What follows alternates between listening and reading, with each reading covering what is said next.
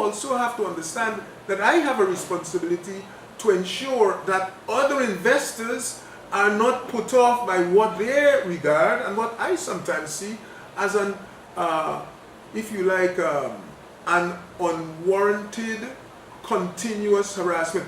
In my view, if some of the comments that are being made are embraced fully, like we did recommend with Motilal, you terminate the contract. If that is your view. If you're not going to terminate it, then you have to get on with your work. In this, the final installment of my one-on-one with the foreign minister, in respect of his defense of ExxonMobil, I began by asking the minister if his defense of Exxon is not akin to the PPP's defense of persons like Phip Motilal and Synergy Holdings, whose track record was either unknown or questionable. Here is Minister Greenidge. No, completely. I reject that totally.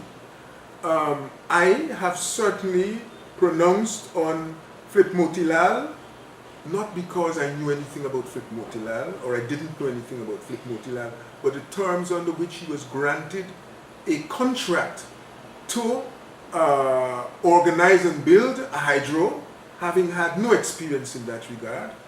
The minister said that his comments then about both Motilal and Bai Shenling were occasioned by their breaking the laws in Guyana. The minister said that all foreign companies should be investigated. And I am not saying, and I have never said, if the papers have understood me to be saying that, I can, let me remedy it now. I have never suggested that the background of Exxon or any other company should not be investigated.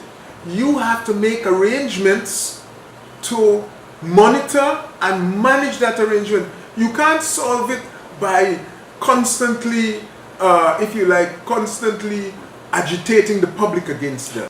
I reminded the minister that members of the media had traveled to the U.S.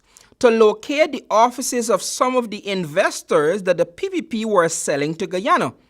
I asked him if that does not prove that the press is equally as prudent in their investigations of questionable overseas entities. Members of the press even went to New York in search for some of these addresses that were given. Okay. So the press invested a lot of time and money in verifying some of the proposed... But I did also. I'm not suggesting that it should not so be I'm just done. asking if there's not some kind of comparative and analytical work going on. I'm not aware of that. No, what I'm saying... The press went and they looked for international newspapers and media houses that have reported on Exxon and behaviors. And they are reporting that to the Guyanese public. But what I'm saying to you, if you have a company, supposing we find tomorrow that any company, or let's stick with Exxon if you want, had